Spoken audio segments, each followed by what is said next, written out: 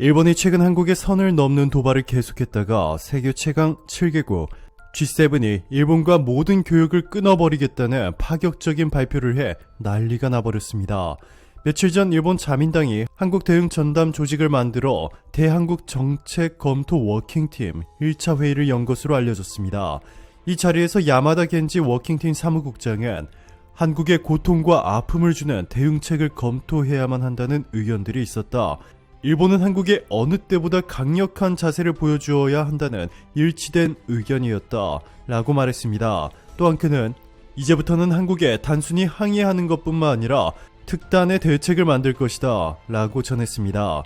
실제로 일본 정부는 한국산 제품이 일본에 들어올 때 관세를 인상시키고 한국인들의 일본 내 송금과 비자 발급을 정지시켜버릴 것이라는 파격적인 발언을 해 논란을 키우고 있습니다.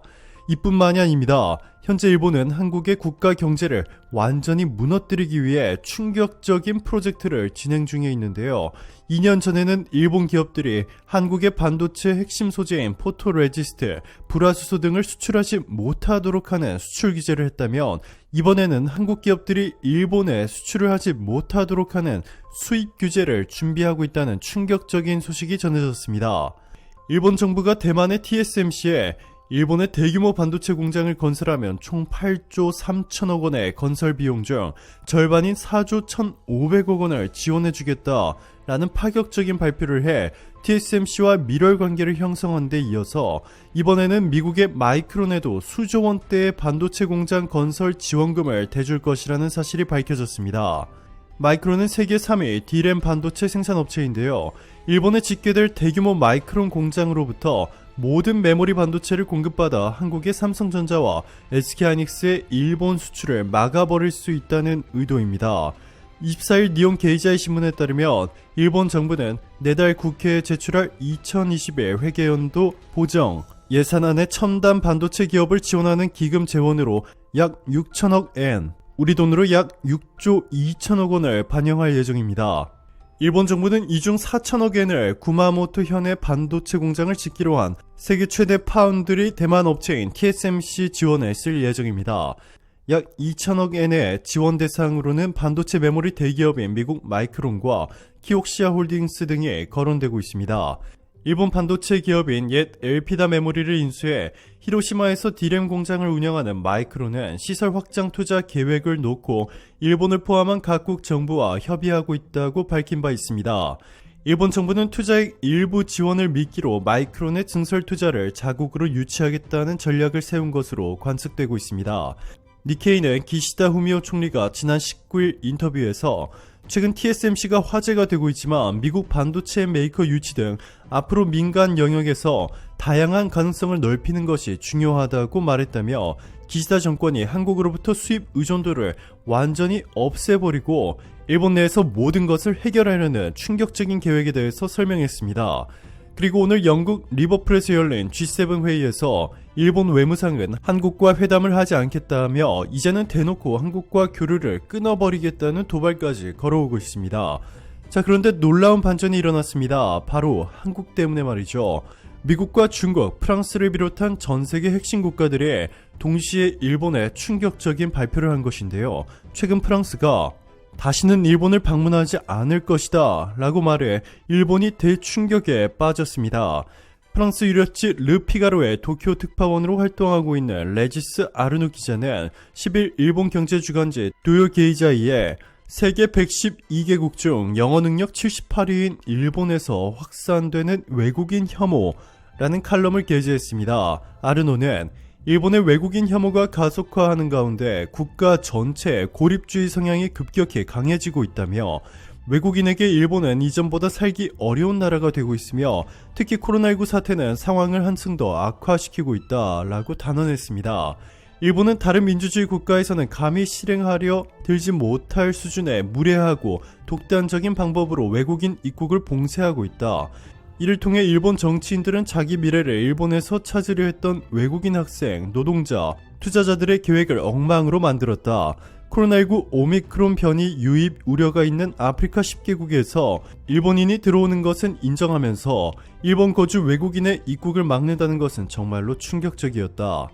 자국민과 외국인 거주자를 구분하는 일본 정부의 조치에 대해 한 유럽계 항공사 간부는 일본에 살고 있는 외국인이 일본의 자기 집에 돌아오지 못한다는 것은 극도로 불쾌한 이야기라며 분노를 드러냈다. 라며 아르노는 일본인들은 발상의 전환에도 소극적이어서 자본소득에 대한 중과세 문제 등을 해결하기 위한 구체적인 노력이 없다면서 이 때문에 글로벌 금융기관들이 도쿄를 떠나 싱가포르나 한국으로 거점을 옮기고 있다라고 전했습니다. 네, 그렇습니다. 일본 정부의 너무나 후진국스러운 정책 변화와 최악의 외국인 대우 때문에 일본에 있는 프랑스 내 외국 기업들이 너무나 분노한 나머지 이제는 일본을 떠나 한국으로 대규모 이동을 시작했다는 것입니다. 일본 입장에서는 너무나 충격적인 일인데요. 이것이 끝이 아닙니다. 대만 독립은 곧 전쟁. 확실히 말해둔다. 중국에는 타협의 여지 제로. 과격한 반중국 마인드에 사로잡힌 이런 일본 언론들이 갈수록 더 발광. 이 게시물은 일본 오사카 주재 중국 외교관의 트윗인데요. 일본을 향한 중국의 도발은 이제부터 시작이었습니다. 최근 중국은 이제부터 일본의 수출 규제를 시작하겠다 라는 폭탄 발표를 해 일본 전체를 발칵 뒤집어 놓았습니다. 2010년 센카쿠 열도 영유권 분쟁 당시에 중국은 일본에 휘토류 수출 금지라는 경제 보복을 했는데요. 이번에는 더 강력한 수출 금지를 할 수도 있다고 알려졌습니다. 휘토류는 스마트폰과 모든 가전뿐만 아니라 반도체, 자동차 등 우리가 일상생활에 필요한 모든 전자제품을 만들 때 꼭 필요한 희귀금속입니다.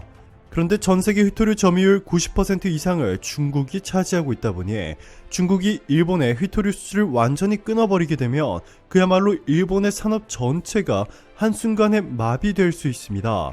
반도체를 만드는데 꼭 필요한 휘토류이다 보니 한국으로부터 반도체를 수입하지 않으려는 수입 규제를 준비하던 일본의 계획이 완전히 산산조각 나버렸습니다.